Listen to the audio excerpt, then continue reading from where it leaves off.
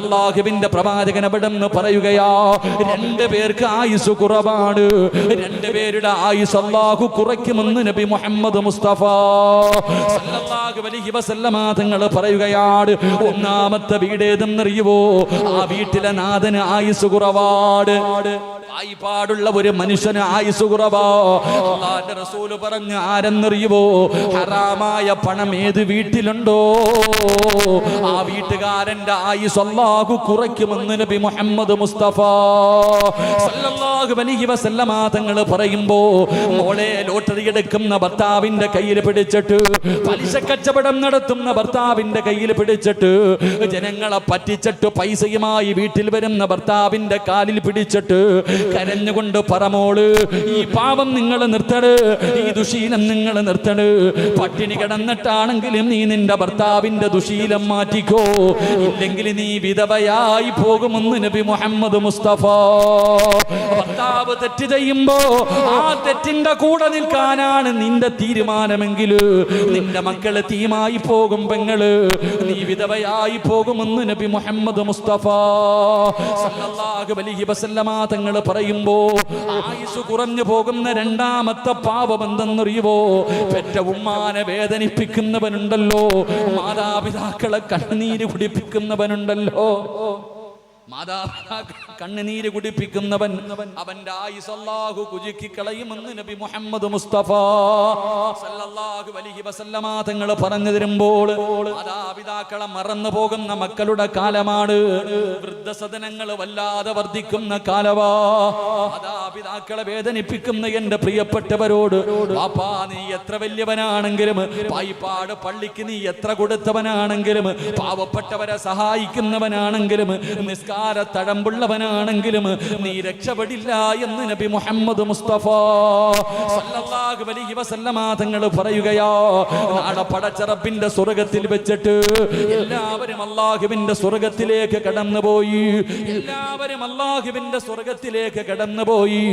എന്നിട്ടും അല്ലാഹുവിന്റെ പ്രവാചകൻ ഒരിക്കൽ ചോദിക്കുന്നു, ജിബ്രീലേ, എന്റെ സമുദായത്തിൽ ആരെങ്കിലും നരകത്തിൽ കിടക്കുന്നുണ്ടോ? യാ റസൂലല്ലാഹ്, ഒരു വിഭാഗം ജനങ്ങളെ നരകത്തിൽ കിടന്ന് കരയുന്നു നബിയേ. അല്ലാഹുവിന്റെ പ്രവാചകൻ സല്ലല്ലാഹു അലൈഹി വസല്ലമ തങ്ങൾ അല്ലാഹുവിന്റെ അർശിന്റെ മുന്നിൽ, അല്ലാഹുവിന്റെ മുന്നിൽ പോയി സുജൂദിൽ കിടന്നിട്ട് കരഞ്ഞുകൊണ്ട് പറയുന്നു, അല്ലാഹ്, നരകത്തിൽ കിടക്കുന്ന എന്റെ സമുദായത്തിന് നീ സ്വർഗ്ഗം കൊടുക്കണേ അല്ലാഹ്. അല്ലാഹുവിന്റെ പ്രവാചകന് പൊട്ടിക്കരഞ്ഞുകൊണ്ട് ദുആ ചെയ്യുമ്പോ അല്ലാഹു പറയുന്നു, ഇല്ല നബിയേ, അവർക്ക് ഞാൻ സ്വർഗ്ഗം കൊടുക്കൂല. ദുആ ചെയ്തിട്ട് കാര്യമില്ലോ. പ്രവാചകനെ മടക്കി വിടുകയാണ്. രണ്ടാമതും പ്രവാചകൻ ചെന്നിട്ട് കരയുകയാ, അവർക്ക് വേണ്ടി ദുആ ചെയ്യുകയാ. ആ സമയത്തും അല്ലാഹുവിന്റെ റസൂലിനോട് പറയുന്നു, ഇല്ല നബിയേ, അവർക്ക് ഞാൻ സ്വർഗ്ഗം കൊടുക്കൂല. മൂന്നാമതും അല്ലാഹുവിന്റെ പ്രവാചകൻ ചെന്നിട്ട് കരഞ്ഞുകൊണ്ട് ചോദിക്കുമ്പോ അല്ലാഹു പറഞ്ഞു, ഞാൻ അവർക്ക് സ്വർഗ്ഗം കൊടുക്കൂല. റസൂലുള്ളാഹി ചോദിക്കുന്നു, എന്ത് പാപമാ അവർ ചെയ്തത്? എന്തിന്റെ പേരിലാണ് അവർക്ക് സ്വർഗ്ഗം കൊടുക്കാത്തത്? സമയത്ത് അല്ലാഹു പറയുന്നു, നബിയേ, അത് മാതാപിതാക്കളുടെ പൊരുത്തമില്ലാത്ത മക്കളാ, അത് മാതാപിതാക്കളുടെ പൊരുത്തമില്ലാത്ത മക്കളാ. എനിക്ക് സ്വർഗ്ഗം കൊടുക്കണമെന്ന് ആഗ്രഹമുണ്ട്, എനിക്ക് സ്വർഗ്ഗം കൊടുക്കണമെന്ന് ആഗ്രഹമുണ്ട്. പക്ഷേ മാതാപിതാക്കളുടെ പൊരുത്തമില്ലാത്ത മക്കൾക്ക് സ്വർഗ്ഗം ഹറാമാ നബിയേ. അവര് പൊരുത്തപ്പെടാതെ എനിക്ക് സ്വർഗ്ഗം കൊടുക്കാൻ കഴിയില്ല. അല്ലാഹുവിന്റെ പ്രവാചകം ചോദിക്കുന്നു, പടച്ചവരെ, നരകത്തിൽ കിടക്കുന്ന അവരെ എനിക്കൊന്ന് കാണാൻ കഴിയുമോ തമ്പുരാനെ? പ്രവാചകൻ നരകത്തിലേക്ക് കടന്നു ചെല്ലുമ്പോ മാതാപിതാക്കളുടെ പൊരുത്തമില്ലാത്ത മക്കള് നരകത്തിൽ കിടന്ന് കരിയുകയാണ്, അവിടെ കിടന്ന് യാചിക്കുകയാണ്. കണ്ടിട്ട് സഹിക്കാൻ കഴിയാതെ അല്ലാഹുവിന്റെ പ്രവാചകൻ പിന്നെയും റബ്ബിനോട് ചോദിക്കുന്നു, നാഥാ, ഇവരുടെ മാതാപിതാക്കളെ എനിക്കൊന്ന് കാണിച്ചു തരുവോ തമ്പുരാന്? അല്ലാഹു കാണിച്ചു കൊടുക്കുകയാണ്. റസൂലുള്ളാഹി കടന്നു ചെന്നിട്ട് ചോദിക്കുന്നു, മക്കൾ നരകത്തിൽ കിടന്ന് കരിയുകയാ. നിങ്ങളുടെ മക്കള് നരകത്തിൽ കിടന്ന് കരയുകയാണ്. ഒന്ന് പൊരുത്തപ്പെട്ട് കൊടുത്താ അവർക്ക് അല്ലാഹു സ്വർഗം കൊടുക്കും.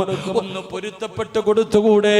ഉമ്മമാര് പറയുമില്ല, എന്റെ മക്കൾക്ക് ഞാൻ പൊരുത്തപ്പെടൂല, അവൻ എന്നെ വല്ലാതെ ദ്രോഹിച്ചവനോ, എന്നെ ഒരുപാട് കണ്ണുനീര് കുടിപ്പിച്ചവനോ. അല്ലാഹുവിന്റെ റസൂല് പോലും ചോദിക്കുമെന്ന് പൊരുത്തപ്പെട്ട് കൊടുക്കുവോ? അവര് പൊരുത്തപ്പെട്ട് കൊടുക്കാതെ വരുമ്പോ അവസാനം അല്ലാഹുവിനോട് ദുആ ചെയ്തിട്ട് ആ നരകത്തിൽ കിടക്കുന്ന മക്കളെ ഇങ്ങനെ മാതാപിതാക്കൾക്ക് കാണിച്ചു കൊടുക്കുകയോ? തന്റെ മക്കളെ നരകത്തിൽ കിടന്ന് കരിയുന്നത് കാണുമ്പോ സഹിക്കാൻ കഴിയാതെ ആ മാതാപിതാക്കൾ പൊരുത്തപ്പെട്ടു കൊടുക്കും. അപ്പോഴാണ് അല്ലാഹു അവർക്ക് സ്വർഗം കൊടുക്കുന്നതെന്ന് പ്രവാചകൻ പറയുമ്പോ, വാപ്പാ എത്ര വലിയ കൊലകൊമ്പനാണെങ്കിലും മാതാപിതാക്കളെ വേദനിപ്പിക്കുന്ന മക്കൾക്ക് അല്ലാഹു നല്ല മരണം കൊടുക്കൂല. അല്ലാഹു നല്ല മരണം കൊടുക്കൂല. നിന്റെ നാവ് പൊക്കിയിട്ട് നിനക്ക് ലാ ഇലാഹ ഇല്ലല്ലാഹ് പറയാൻ കഴിയില്ലെന്ന് നബി മുഹമ്മദ് മുസ്തഫ സല്ലല്ലാഹു അലൈഹി വസല്ലമ തങ്ങൾ പറയുമ്പോ എന്റെ മാതാപിതാക്കളോട് പറയാനുള്ളത്, തൊട്ടതിനും പിടിച്ചതിനുമെല്ലാം മക്കളെ ശപിക്കല്ലേ ഉമ്മാ, മക്കളെ ശപിക്കല്ലേ, മക്കളെ പ്രാവല്ലേ. മക്കളെ പ്രാവുന്ന ഉപ്പമാരോട് ഉമ്മമാരോട് നിങ്ങളുടെ ദുആയിക്ക് വല്ലാത്ത ഇജാബത്തോ, നിങ്ങളുടെ ദുആയിക്ക് വല്ലാത്ത ഇജാബത്തോ. മഹാനായ കലീമുല്ലാഹി മൂസാ നബി അലൈഹിസ്സലാം ഒരിക്കൽ അല്ലാഹുവിനോട് ചോദിക്കുന്നു, റബ്ബേ എന്റെ സ്വർഗത്തിലെ കൂട്ടുകാരനെ എനിക്കൊന്ന് കാണിച്ചു തരുവോ തമ്പുരാന്? മൂസാ നബി അല്ലാഹുവിനോട് ചോദിക്കുകയാ, എന്റെ സ്വർഗത്തിലെ കൂട്ടുകാരൻ ആരാണ് പടച്ചവര്? മൂസാ നബിയോട് അല്ലാഹു പറയുന്നു, നബിയേ ഒരു ചെറുപ്പക്കാരനാണ് നബിയേ, ഒരു ചെറുപ്പക്കാരനാണ് നബിയേ. മൂസാ നബിക്ക് വല്ലാത്ത അത്ഭുതമായി. ആരാണ് പടച്ചവര്? എന്റെ സ്വർഗത്തിലെ കൂട്ടുകാരൻ ആരാണ് തമ്പുരാന്? അവിടെ നിന്ന് പ്രവാചകൻ ഒരു ചെറുപ്പക്കാരനെ കാണിച്ചു കൊടുക്കുകയാ. നിങ്ങള് മൂസാ നബിക്ക് വല്ലാത്ത അത്ഭുതമായി. എന്തിന്റെ പേരിലാണ് ഈ മനുഷ്യൻ എന്റെ സ്വർഗത്തിലെ കൂട്ടുകാരനാകുന്നത്? മൂസാ നബി അല്ലാഹുവോട് ചോദിക്കുന്നു, നാഥാ ഈ ചെറുപ്പക്കാരനെ എനിക്കൊന്ന് കാണണം തമ്പുരാന്, എനിക്ക് ആ ചെറുപ്പക്കാരനോടൊന്ന് സംസാരിക്കണം തമ്പുരാന്. അല്ലാഹു അവസരം കൊടുക്കുകയാണ്. മഹാനായ മൂസാ നബി അലൈഹിസ്സലാം ആ ചെറുപ്പക്കാരന്റെ മുന്നിലേക്ക് കടന്നു വരുമ്പോ അല്ലാ കാണുന്ന കാഴ്ച എന്തെന്നറിയോ? അല്ലാഹുവേ, തോളിൽ ഇങ്ങനെ വരാ രണ്ട് തുണിക്കെട്ടുകൾ ചുമന്നുകൊണ്ട് നടക്കുകയാണ്. അതാ ചുമലില് രണ്ട് സഞ്ചി ഇങ്ങനെ തൂക്കിക്കൊണ്ട് നടക്കുകയാ. മൂസാ നബി പ്രവാചകനാണെന്ന് പറഞ്ഞില്ല. അടുത്ത് ചെന്നിട്ട് ചെറുപ്പക്കാരനോട് പരിചയപ്പെട്ടു. അതാ വീട്ടിലേക്ക് കൊണ്ടുപോവുകയാണ്. മൂസാ നബി അലൈഹിസ്സലാം ആ ചെറുപ്പക്കാരന്റെ കൂട്ടതന്റെ വീട്ടിലേക്ക് കടന്നു ചെന്നു.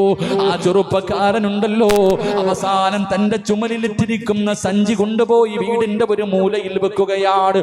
മൂസാ നബിയോട് ഇരിക്കാൻ പറഞ്ഞു. എന്നിട്ട് അടുക്കളയിലേക്ക് ഭക്ഷണമുണ്ടാക്കാൻ കടന്നുപോയി. മൂസാ നബി നോക്കുമ്പോ സുബ്ഹാനല്ലാഹ്, ചെറുപ്പക്കാരെ ചുമന്നുകൊണ്ടുവന്ന് സഞ്ചിയിരുന്ന് അനങ്ങുകയാണ്. അല്ലാഹുവേ, മൂസാ നബിക്ക് അത്ഭുതമായി. ചലിക്കുന്ന സഞ്ചിയുടെ അടുക്കലേക്ക് കടന്നു ചെന്നു. ആ തുണിയങ്ങ് മാറ്റി നോക്കുമ്പോ സുബ്ഹാനല്ലാഹ്, എല്ലും തോലുമായ ഒരു പ്രായമായ ഉമ്മയാണ്. ഒരു സഞ്ചിക്കകത്ത് ഉമ്മയാണ്. രണ്ടാമത്തെ സഞ്ചി തുറക്കുമ്പോ തന്റെ വാപ്പയാണ്. പ്രായമുള്ള എല്ലും തോലുമായ ഒരു വാപ്പയും ഉമ്മയുമാണ്.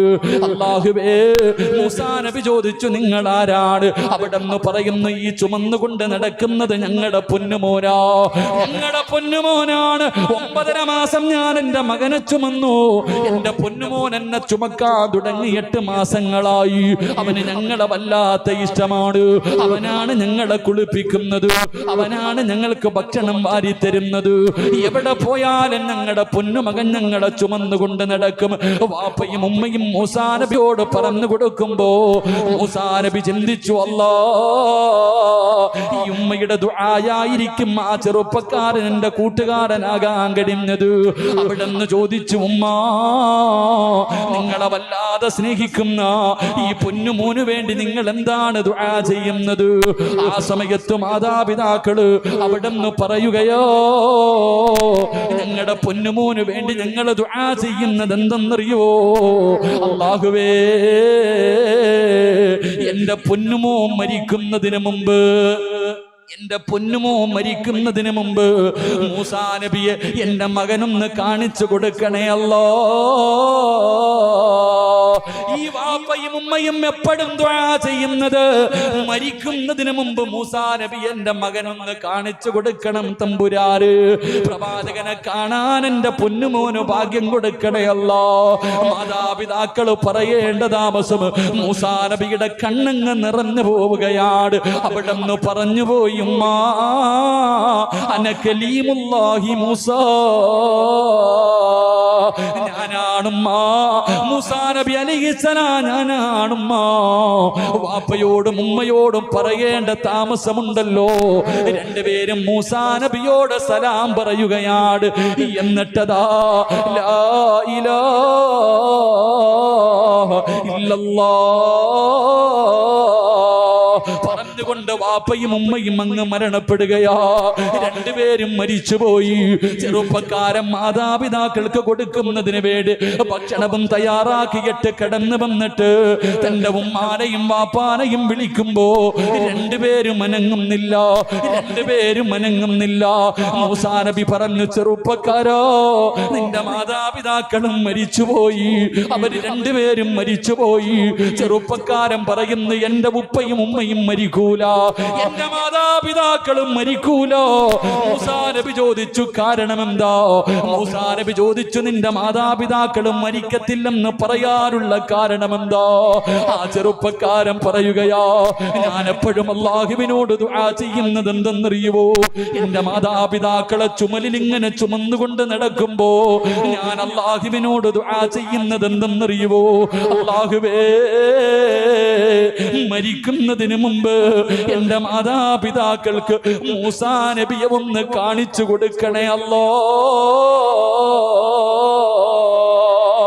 മരിക്കുന്നതിന് മുമ്പ് എന്റെ മാതാപിതാക്കൾക്ക് മൂസാ നബിയെ കാണാനുള്ള ഭാഗ്യം കൊടുക്കണേ അല്ലാ എന്നാണ് ഞാൻ ദുആ ചെയ്യുന്നത്. എന്റെ ദുആ അല്ലാഹു സ്വീകരിക്കും. മൂസാ നബിയെ കാണാതെ എന്റെ വാപ്പയും ഉമ്മയും മരിക്കൂല. മൂസാ നബി അലൈഹിസ്സലാം ആ ചെറുപ്പക്കാരനെ കെട്ടിപ്പിടിച്ചിട്ട് പറഞ്ഞു, മോനെ, ഞാനാണ് മൂസാ നബി.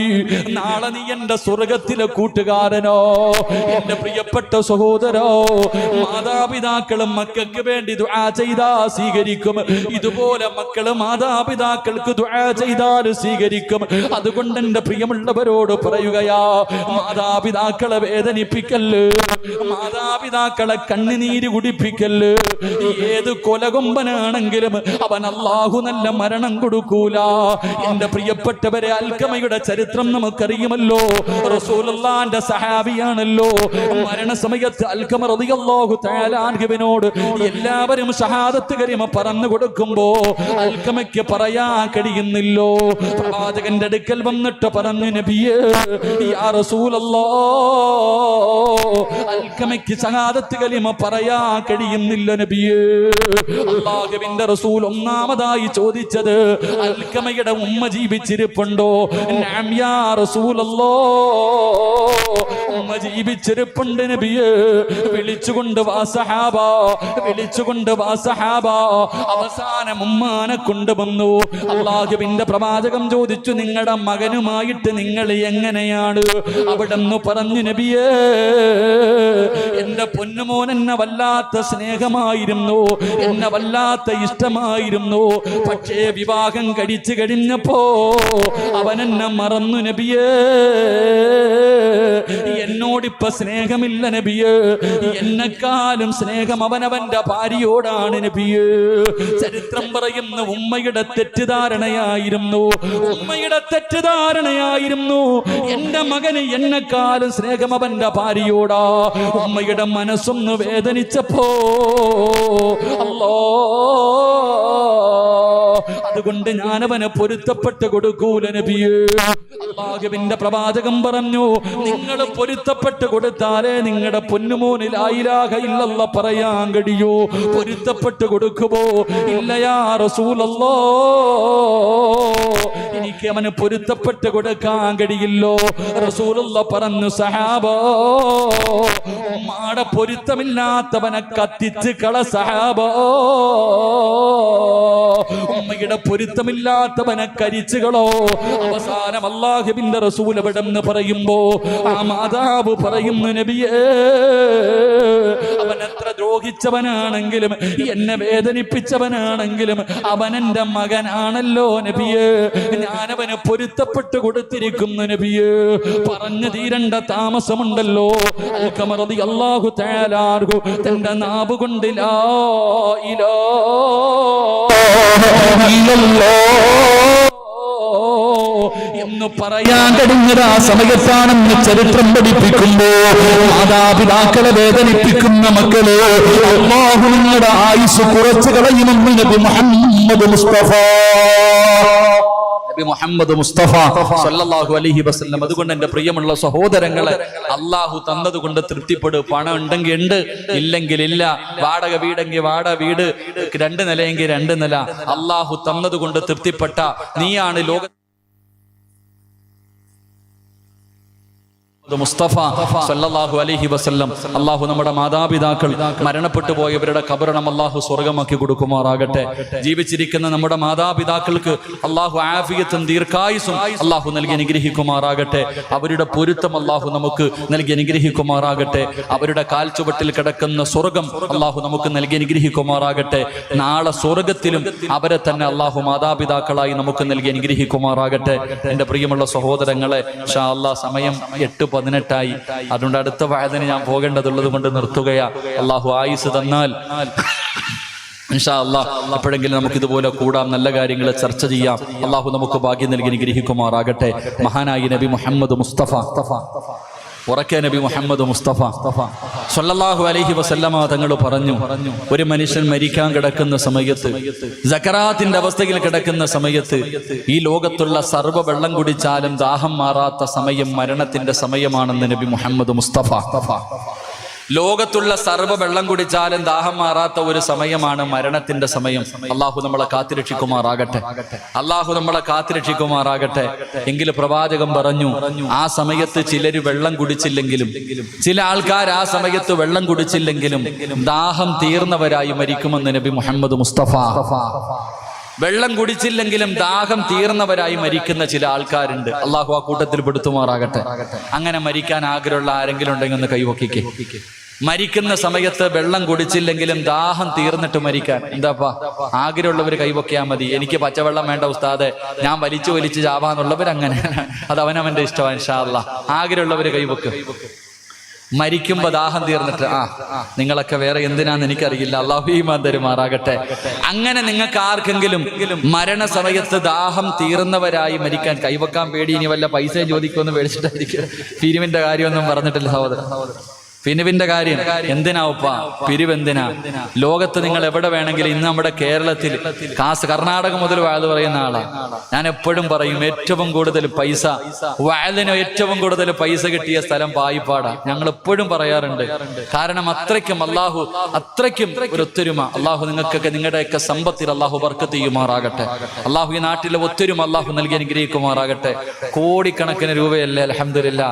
3-4 ദിവസത്തെ വഅദ് കൊണ്ട് മത്സരമായിരുന്നു. അൽഹംദുലില്ലാ. അള്ളാഹു നമ്മളെയൊക്കെ സ്വർഗവാസികളിൽ പെടുത്തുമാറാകട്ടെ. അപ്പം മരണസമയത്ത് ദാഹങ്ങൾ തീർന്നിട്ട് മരിക്കണമെങ്കിൽ അള്ളാഹുവിന്റെ വിശുദ്ധ ഖുർആനിലെ ഒരു സൂറത്ത് ഓതിയാ മതി എന്ന് നബി മുഹമ്മദ് മുസ്തഫ. ഉറക്കെ നബി മുഹമ്മദ് മുസ്തഫ അള്ളാന്റെ വിശുദ്ധ ഖുർആനിലെ ഒരു സൂറത്ത് എല്ലാ ദിവസവും ഈ ഇരിക്കണ കൊച്ചുമക്കൾക്ക് വരെ അറിയാം. ഈ ഇരിക്കണ മദ്രസയിൽ പോകുന്ന കൊച്ചു കുട്ടികൾക്ക് വരെ അറിയുന്ന ഒരു സൂറത്തുണ്ട്. എല്ലാ ദിവസവും ഓതിയാൽ മരണസമയത്ത് ദാഹം തീർന്നവനായി മരിക്കാൻ കഴിയും. അള്ളാഹു ഭാഗ്യം തരുമാറാകട്ടെ. അള്ളാഹു ഭാഗ്യം തരുമാറാകട്ടെ. ഇൻഷാ അല്ലാഹ് ഓതിക്കൂടെ? എന്താ ഒരു മടി? ഇൻഷാ അല്ലാഹ് പറയാം. ബക്കറ ഒന്നും അല്ല, പേടിക്കണ്ട. ഞാൻ ബക്കറ ഒന്നും ഓതാൻ അറിയാൻ പറയില്ല. എല്ലാവർക്കും ബക്കറ ഓതാൻ അറിയത്തില്ല. ചെറിയ സൂറത്ത്, എല്ലാവർക്കും അറിയുന്ന സൂറത്താ. ഇൻഷാ അല്ലാഹ് ഓതിക്കൂടെ? ഉറക്ക ഇൻഷാ അല്ലാഹ് പറ. അല്ലാഹുവേ, ഈ ഇൻഷാ അല്ലാഹ് പറയുന്ന ശബ്ദത്തിൽ മരണസമയത്തിൽ ലാ ഇലാഹ ഇല്ലല്ലാഹ് പറയാനുള്ള ഭാഗ്യം കൊടുക്കണം പടച്ചോനെ. നബിദിനൊക്കെ ഇല്ലേ? അപ്പൊ നബിദിനൊക്കെ ഇല്ലേ? അൽഹംദുലില്ലാഹ്. നബിദിനൊക്കെ ഉണ്ട്. അൽഹംദുലില്ലാഹ്. അള്ളാഹു നമുക്കൊക്കെ അർഹമായ പ്രതിഫലം നൽകുമാറാകട്ടെ. എന്റെ പ്രിയമുള്ള സഹോദരങ്ങൾ, അൽഹംദുലില്ലാഹ്. നബിദിനമൊക്കെ ഇപ്പൊ ചോദിക്കും, നബിദിനം ഉണ്ടോ, മൗലൂദ് ഉണ്ടോ, അതൊക്കെ ഉണ്ടോ എന്ന് എനിക്കറിയില്ല. അതൊക്കെ ചോദിക്കുന്നവരുണ്ട്. ഇതിനൊക്കെ തെളിവ് അവർക്ക് പിന്നെ എന്ത് പറഞ്ഞാലും ചോദിക്കും. എല്ലാത്തിനും തെളിവാ. ഒന്നിനും തെളിവ് പറയാൻ സമയമില്ല. നിന്റെ വാപ്പ ചെയ്തിട്ടുണ്ട്, അതെന്നെ തെളിവ്. നിന്റെ വാപ്പയും നിന്റെ വാപ്പാടെ വാപ്പയും നീ മദ്രസയെ പഠിപ്പിച്ചപ്പോ നിന്റെ ഉസ്താദും പഠിപ്പിച്ചിട്ടുണ്ട്, അത് തന്നെ ഏറ്റവും വലിയ തെളിവ്.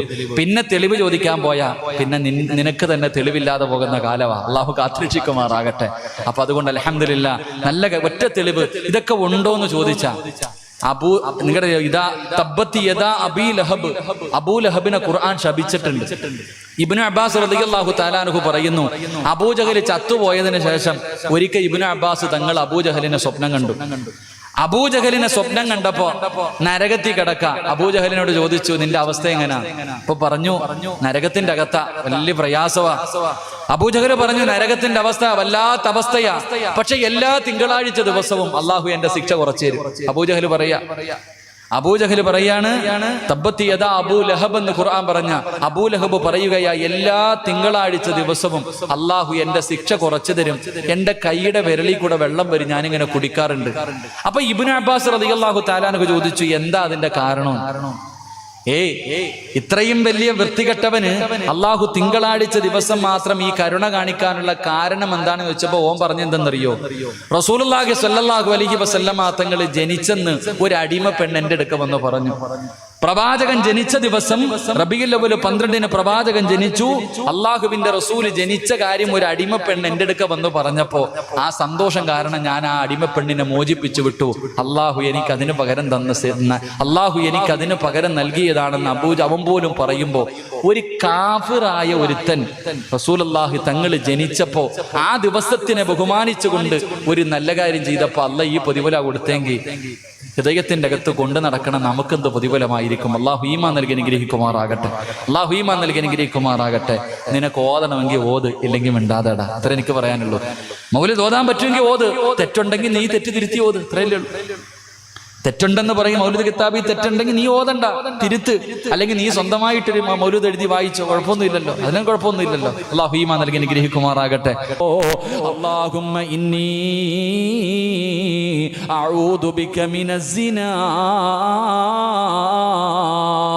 പടുവൃദ്ധനായ അബൂ ഹുറൈറ റളിയല്ലാഹു തആല അൻഹു ഒറ്റയ്ക്ക് പള്ളിക്കകത്തിരുന്നിട്ട് കരന്നുകൊണ്ട് ദുആ ചെയ്യുന്നത്, അല്ലാഹുവേ, വ്യഭിചാരമെന്ന് പറയുന്ന പാപത്തിനെ തൊട്ട് നീ എന്നെ കാക്കണേ അല്ലാ. പടച്ചവനെ പൊട്ടിക്കരഞ്ഞ് ദുആ ചെയ്തിട്ട് ഇറങ്ങി വരുമ്പോ ചെറുപ്പക്കാരൻ അബൂ ഹുറൈറ തങ്ങളോട് ചോദിക്കുന്ന, തങ്ങള്, നിങ്ങൾക്ക് 95 വയസ്സായല്ലോ, നിങ്ങൾ പടുവൃദ്ധനായല്ലോ, നിങ്ങളൊരു പെണ്ണുമായി ബന്ധപ്പെടണമെന്ന് ആഗ്രഹിച്ചാലും നിങ്ങളെ കൊണ്ട് കഴിയില്ലല്ലോ, പിന്നെ എന്തിനാ ഇങ്ങനെ ദുആ ചെയ്യുന്നത്?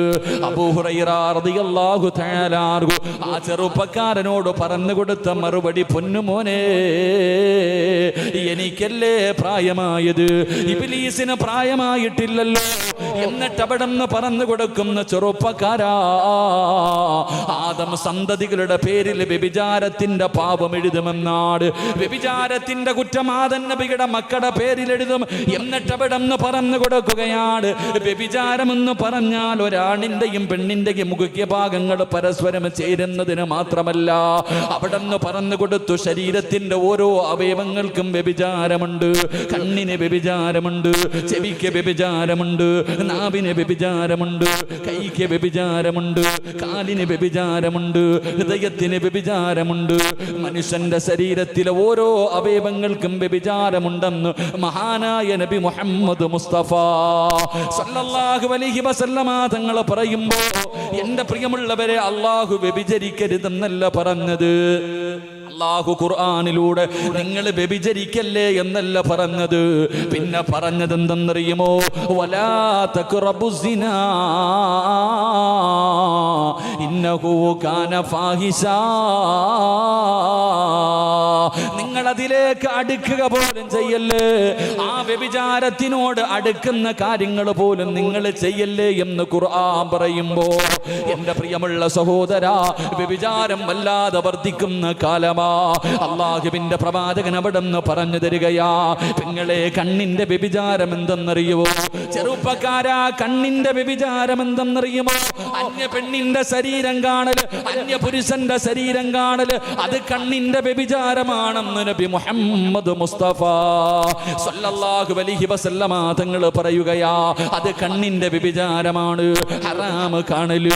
പടച്ചവനെ, വാട്സപ്പിലൂടെ, ഫേസ്ബുക്കിലൂടെ, യൂട്യൂബിലൂടെ, ടിവിന്റെ അകത്തുകൂടെ ഞാനും നിങ്ങളും ഈ പാപം ഇങ്ങനെ കണ്ടാസ്വദിക്കുന്നവരാ. അല്ലാഹുവിന്റെ റസൂൽ പറയുകയാ, ശിക്ഷ എന്തെന്നറിയുമോ? നാളെ പടച്ച റബ്ബിന്റെ പരലോകത്തേക്ക് കടന്നു ചെല്ലുമ്പോ നിന്റെ കയ്യും കാലും പിടിച്ച് കെട്ടിയിട്ടിട്ട് ഈ ഹറാം കണ്ട നിന്റെ കണ്ണുണ്ടല്ലോ, ഈ കണ്ണിലേക്ക് അല്ലാഹുവേ നരകത്തിന്റെ ഈയ മുരുക്കി ഒഴിക്കുമെന്ന് നബി മുഹമ്മദ് മുസ്തഫ സല്ലല്ലാഹു അലൈഹി വസല്ലമ തങ്ങൾ പറയുകയാ, എന്റെ പ്രിയമുള്ളവരെ, ഇന്നൊക്കെ ഇത് പാപമല്ല എന്ന് കരുതുന്ന ഒരു കാലഘട്ടമാണ്.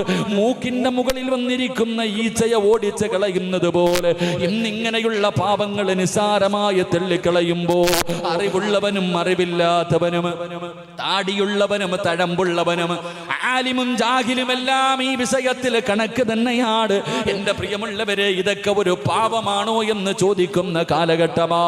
എന്റെ പ്രിയമുള്ളവരെ, ടി വി ഇല്ലാത്ത പായിപ്പാട് ഏത് വീട്ടിലാണ്? പടച്ചവരെ, ഏത് പാവപ്പെട്ടവന്റെ വീടെടുത്ത് നോക്കിയാലും ടി വി ഉണ്ടല്ലോ. ആലിമിന്റെ വീട്ടിലുണ്ട്, ഹജ്ജ് ചെയ്തവന്റെ വീട്ടിലുണ്ട്, ഉംറ ചെയ്തവന്റെ വീട്ടിലുണ്ട്, പ്രസംഗിക്കുന്നവന്റെ വീട്ടിലുണ്ട്, ജമാഅത്തിന്റെ ഭാരവാഹിയുടെ വീട്ടിലുണ്ട്. അല്ലാഹുവേ, ഫർദയും ധരിച്ച് ഹിജാബമിട്ട് ഏത് നല്ല കാര്യത്തിനും മുന്നിൽ വന്നിരിക്കുന്ന എന്റെ പ്രിയപ്പെട്ട ഉമ്മയുടെ വീട്ടിലുമുണ്ട്. ഇത് പാവമാണെന്നറിയാത്ത ആരാവുള്ളത്? എന്റെ പ്രിയമുള്ളവരെ, തെറ്റാണെന്നറിയാത്ത ആരാവുള്ളത്? എന്റെ പ്രിയമുള്ളവരെ, അന്യ പെണ്ണിന്റെ മയ്യത്ത് കാണാൻ പാടില്ലെന്ന് പറഞ്ഞ ഒരു സമുദായത്തിന്റെ അനുയായികളാ. അരപ്പാവാടയിട്ടാടുന്ന പെണ്ണിന്റെ ആട്ടം കാണാ. താടിയുള്ള വാപ്പയ്ക്കും കുഴപ്പമില്ല, നിസ്കാര തഴമ്പുള്ളവനും കുഴപ്പമില്ല, ഹജ്ജ് ചെയ്തവനും കുഴപ്പമില്ല, ഫർദ ധരിക്കുന്നവൾക്കും കുഴപ്പമില്ല. ഇതൊക്കെ ഒരു പാപമാണ്, ഇതൊക്കെ എല്ലാവരും ചെയ്യുന്നതാണെന്ന് പറഞ്ഞിട്ട് തള്ളിക്കളയുന്ന മുസ്ലിമേ, ആരാ പറഞ്ഞതെന്നത് നിസാരമാണെന്ന്? ഇത് ചെറിയ പാപമാണെന്ന് ആരാ നിനക്ക് പറഞ്ഞു തന്നത്? എന്റെ പ്രിയമുള്ള പെങ്ങള്, ചെറിയ പാപമല്ല ഇത്, ചെറിയ തെറ്റല്ല ഇത്. നിന്റെ ഭവിഷ്യത്ത് നിനക്കറിയാനിട്ടാണ് അല്ലാഹുവിന്റെ പരിശുദ്ധമായ കഅബാലയം ഒരു മഹാൻ ഇങ്ങനെ തവാഫ് ചെയ്തുകൊണ്ടിരിക്കുകയാ. അല്ലാഹുവിന്റെ കഅബാലയത്തിന്റെ മുറ്റത്തുകൂടെ ലബ്ബൈക അല്ലാഹുമ്മ ലബ്ബൈക ലബ്ബൈക ലാ ശരീക ലക ലബ്ബൈക. പരിശുദ്ധമായ കഅബാലയം ഒരു മഹാൻ ഇങ്ങനെ തവാഫ് ചെയ്തുകൊണ്ടിരിക്കുമ്പോൾ അല്ലാഹുവിന്റെ പരിശുദ്ധമായ കഅബാലയത്തിന്റെ കില്ല പിടിച്ചിട്ടൊരു ചെറുപ്പക്കാരെ കരഞ്ഞുകൊണ്ട് ദുആ ചെയ്യുകയാണ്.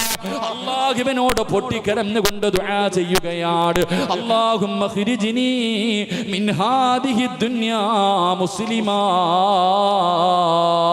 കഅബാലയത്തിന്റെ കില്ല പിടിച്ചുകൊണ്ട് ആ ചെറുപ്പക്കാരൻ അല്ലാഹുവിനോട് പറയുന്നു, നാഥാ,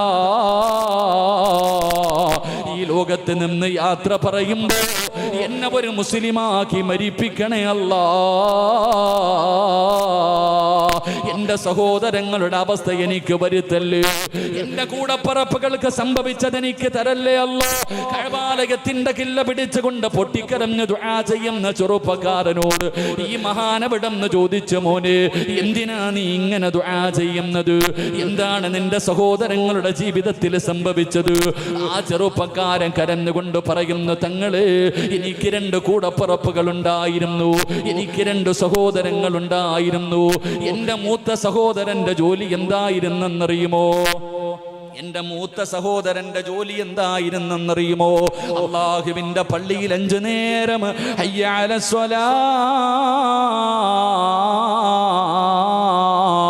ഹയ്യ അലൽ ഫലാ, അല്ലാഹുവിന്റെ പള്ളിയിൽ 5 നേരം ബാങ്ക് വിളിക്കുന്ന മുഅദ്ദിനായിരുന്നു. എത്ര കൊല്ലമാണ് വിളിച്ചതെന്നറിയുവോ വാപ്പാ?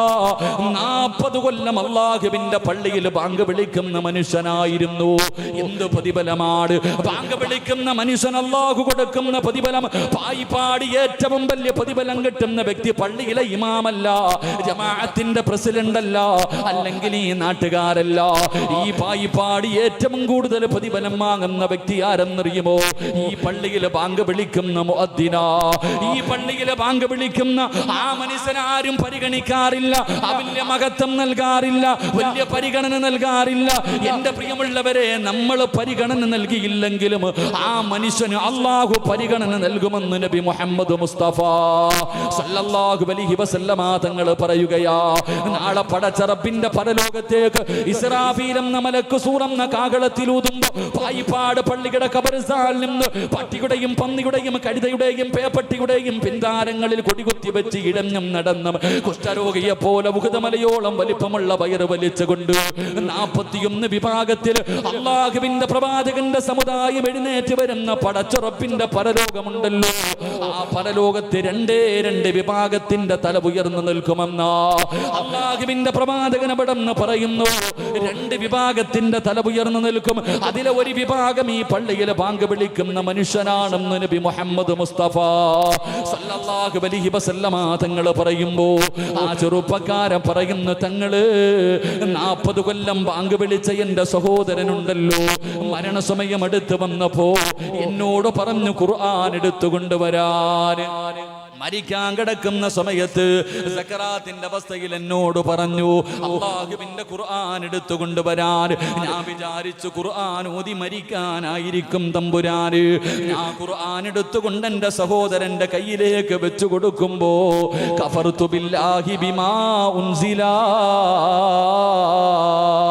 അവിടെന്ന് പറഞ്ഞ മറുപടി എന്തെന്നറിയുവോ? എനിക്ക് ഈ ഖുർആനിൽ വിശ്വാസമില്ല എന്ന് പറഞ്ഞുകൊണ്ട് പരിശുദ്ധമായ ഖുർആൻ അങ്ങ് വലിച്ചു കീറുകയാണ്, എന്നിട്ട് വലിച്ചെറിയുകയാണ്. അല്ലാഹുവേ, എന്റെ കൂടപ്പറപ്പ് കാഫിറായി മരിച്ചുപോയി. 40 കൊല്ലം അള്ളാന്റെ പള്ളിയിൽ ബാങ്ക് വിളിച്ച മനുഷ്യന്റെ ചരിത്രമാ പറയുന്നത്. ആ ചെറുപ്പക്കാരൻ പറയുകയാണ്, എന്റെ 2ാമത്തെ സഹോദരനും അതേ പള്ളിയിൽ തന്നെയാണ് ബാങ്ക് വിളിച്ചത്. 10 വർഷമാണ് ബാങ്ക് വിളിച്ചത്. എന്റെ 2ാമത്തെ സഹോദരന്റെയും ആഖിബത്ത് മോശമായിരുന്നു. അല്ലാ, ഇപ്പോൾ ആ പള്ളിയിൽ ബാങ്ക് വിളിക്കുന്നത് ഞാനാ. അല്ലാഹുവേ, എനിക്കങ്ങനെ ഒരു ഗതി വരുത്തല്ല അല്ലാ.